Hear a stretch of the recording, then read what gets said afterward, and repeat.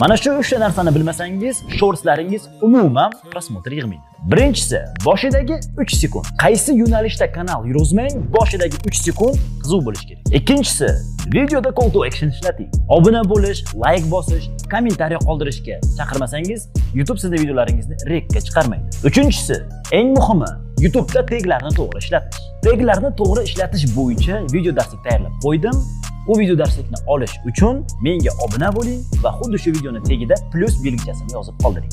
Mana shu 3 ta narsani bilmasangiz, shortslaringiz umuman prosmotr yig'maydi. Birinchisi, boshidagi 3 sekund. Qaysi yo'nalishda kanal yurgizmang, boshidagi 3 sekund qiziq bo'lish kerak. Ikkinchisi, videoda call to action ishlating. Obuna bo'lish, like bosish, kommentariy qoldirishga chaqirmasangiz, YouTube sizning videolaringizni rekka chiqarmaydi. Uchinchisi, eng muhimi, YouTube'da taglarni to'g'ri ishlatish. Taglarni to'g'ri ishlatish bo'yicha video darslik tayyorlab qo'ydim.